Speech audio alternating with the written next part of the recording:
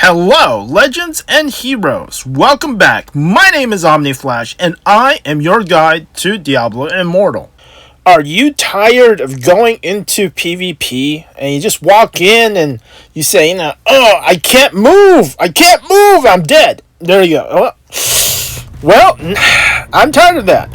I'm tired of getting feared by necros, being stunned by satyrs, being stunned by everything and everything else, being stuck in a wizard's tornado. Well, you don't have to be anymore, because barbarians are back, and I want you to not use this build. Do not use this build. Do not tell your friends about it, because if you do, 80% of BGs will be full of these barbarians before you know it, and we'll get nerfed. So I don't want this build to get nerfed, so don't use this. 100% do not use it. You cannot get CC'd.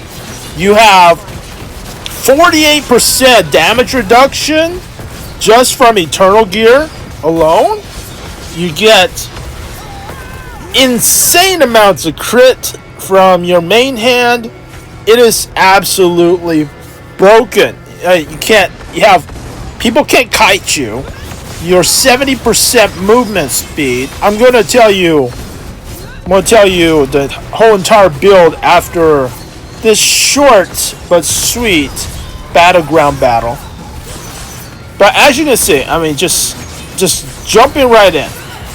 Every time I leap, I get a huge shield, and I'm not using mountebanks. If I was using mountebanks, I would be even tankier. I do recommend you to get some mountebanks for this build. I ain't got no mountebanks. I don't have no time to re-farm mountebanks.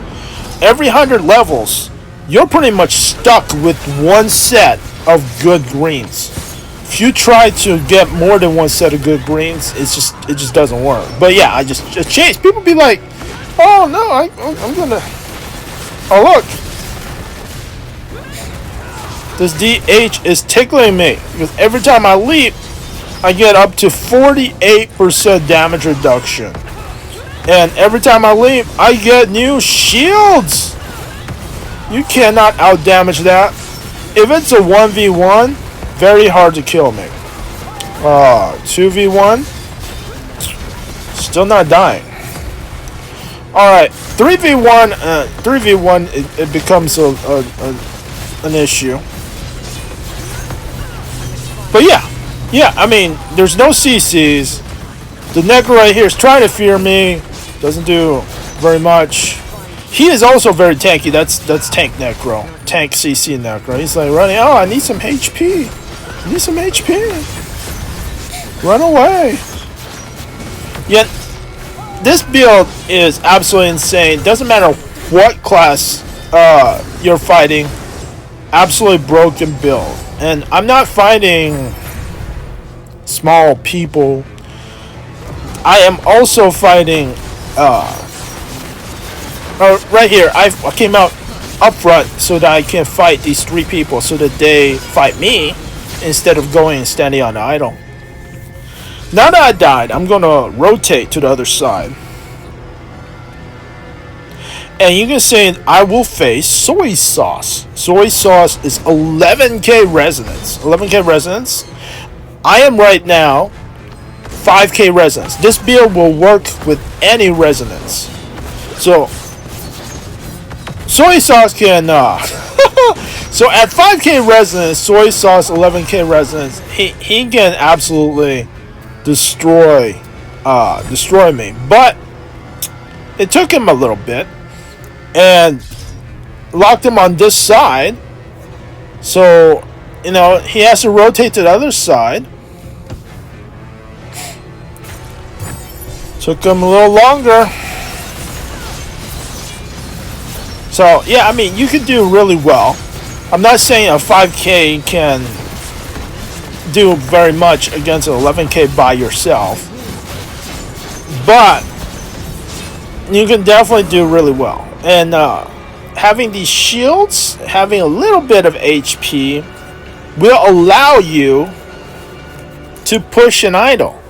Right, if you go into Undying Rage, you don't have any HP, don't have any shields, you can't push the idol, so you have to have HP.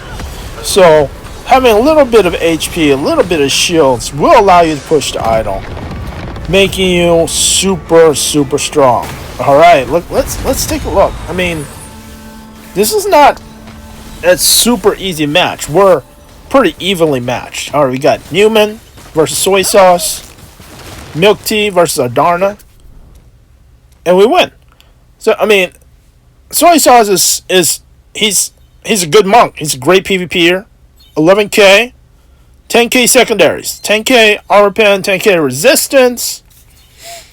It's built really well, and we pushed through in less than 5 minutes. Or was it 5 minutes? We pushed through in 5 minutes. So yeah, easy win. Easy win. All right, let's take a look at the build. So I'm 5200 resonance. It can work if you have 2k resonance. Whatever, it doesn't matter. It's so tanky, so good. Because of the hat. Terror Unburdened. Terror Unburdened hat makes it so that you are in berserk mode. You can't, this rage. You just charge at your nearest enemy, and you cannot be CC'd. So, you cannot be CC'd, you take less damage, but you can't control your character. Your character runs at the closest, enemy. But we do have Leap, and that allows you to move your character. So, like, if you're attacking a satyr, DH just came close to you, you leap to the DH and you will magnet to the DH. So the leap allows you to switch target. Dishonor Blade. You need your Dishonor Blade offhand. This way you can have Demoralize on all the time. It makes Demoralize last 39% longer. You need Dishonored Blade. So yeah, absolutely not CCable full amount of time. You will need Dishonored Blade. Iron Tusk. Iron Tusk, super nice. I do like Iron Tusk. All you gotta do, press Demoralize, and you just run up to somebody, hit them with your axe a couple times, 3 times, and you will have a max 23% crit chance with the Iron Tusk main hand. Burge Breaker offhand is for Wrath of Berserker. This makes it, whenever you have Wrath of Berserker enemies, when they hit you, they take damage. They take a lot of damage. It does not tickle. Burge Breaker, people have to kill you, and they kill themselves. Terrible Divide. Terrible Divide is a game changer. Brand new, legendary Terrible Divide makes it so that you have 3 leaps. Each leap deals more damage. The 3rd leap does the most damage. And what's so nice is it synergizes with your pants. Car's Defiance. Every time you leap, you get a new shield. 35,000 HP shield. Every time you leap. In each of your leaps, you have 3 leaps. Basically, I leap, and leap's cooldown is already done. And then you can leap again. So you basically, you can close gaps super fast. Plus, you need some extra damage. You get Nature's Temper. Nature's Temper is for Wrath of Berserker. It does steal some of your life, but I don't see it. It takes away a little bit of your life, but you deal so much more damage. I prefer Nature's Temper. You can try other shoulders if you like, but I get so many more kills if I use Nature's Temper. You deal a lot more damage with Nature's Temper, and I 100% recommend using Nature's Temper with this build. Chest piece? You ain't got no chest piece. No chest piece. What you must have, though, is you need the magic eternal affixes for leap. Every time you leap, you must have this affix. It gives you 12% damage reduction. Now you can have up to 4 pieces. I have 3 pieces. So you got your chest piece, you need leap on chest, pants, you need leap on pants, and you need leap on your offhands. I only have 3. So that gives me 36% damage reduction. And I have this other piece that has gives you a shield when you when you have shields. When you leap, you can go invisible. I also have it so when I knock back, it can turn into a stun. So I'm using that, but you can basically use 4 leaps, 2 offhands, 1 pants, 1 chest, the leap affix, and get 48% damage reduction. Now this is my 4 Agments, 2 Feasting Barons, 2 Vithus set, and I'm not changing it because I'm not building a whole new set. I do recommend with this particular build to go for 2 Vithus at least, 4 Mountebanks, and the other 2 you choose. Just depends on what other legendaries you already have. Getting greens is not easy, so you must have 2 Vithus, 4 Mountebanks, and 2 something else. It can be Gloom because you leap a lot. It can be anything. It can be 4 Vithus. It can be anything. But I'm using 4 Angment. 4 Angment, 2 Feasting Barons, and 2 Vithus, and it's not bad. I don't get as much shields. I would be tankier if I had 4 Mountebanks. I'm just not going to farm that. Alright, the gems are pretty simple. Crimson Behemoth, Fear, insane damage, chip of stone flesh. So instead of them fearing, I don't want them to fear. I want them to stand still. So it fears them. Chip of stone flesh will also petrify them. So they'll be standing still, not doing anything while I beat on them. And you got all the other gems are, Rolling Consequence, crit, Mother's Lament, crit, BSJ, speed, damage, Bald of Hope, damage, speed, cooldown reduction, pain class, even more damage.